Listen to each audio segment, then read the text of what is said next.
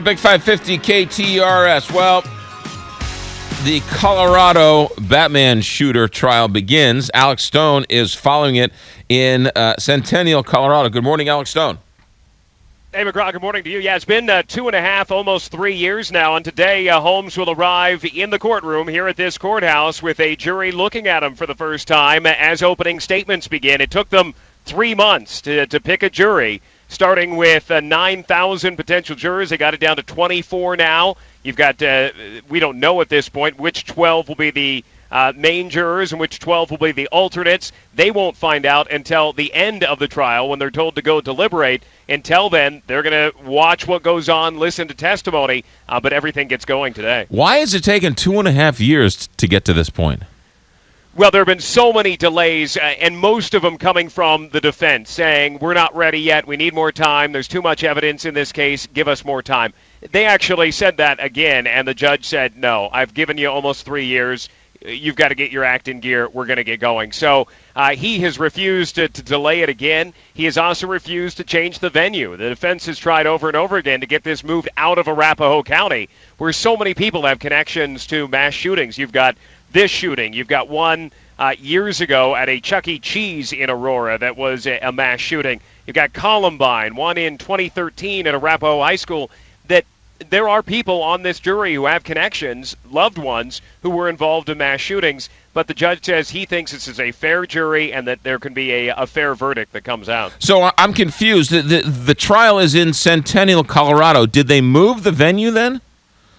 No, it's in Arapahoe County, the same county that Aurora is in, but Centennial is the city that it's just where the courthouse happens to be. Gotcha. We're only about maybe 5 miles away from where the theater is. The last time we saw James Holmes, he was straggly hair, beard, wide-eyed, sort of that crazed look in his eyes. Do we have any idea what he'll look like today when he enters the courtroom?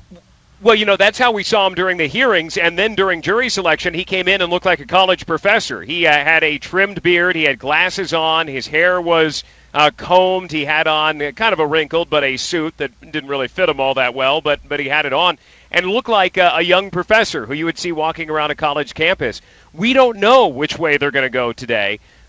Because the defense is trying to prove that he is insane, and that will they, make him look crazy? Do they want his hair standing up straight and to look like he's out of it, or do they want him to look like he's more put together? The prosecution is claiming that he is sane and knows what he did was wrong and did all the planning for it for weeks beforehand, plotting out his attack.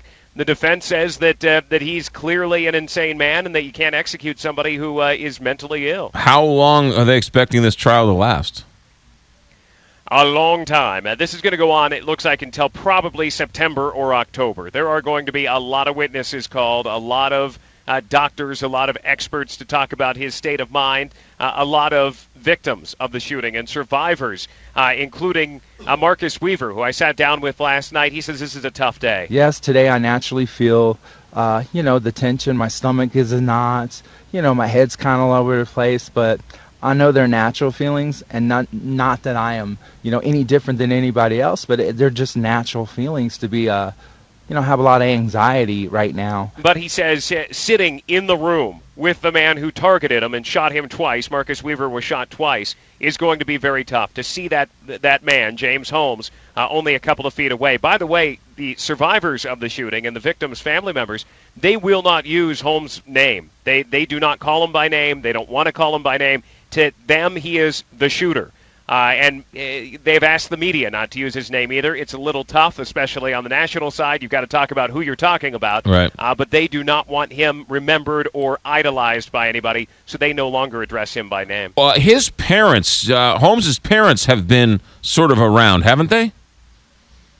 They have been, and in fact, the judge made that point on Thursday when the judge ruled against a change of venue.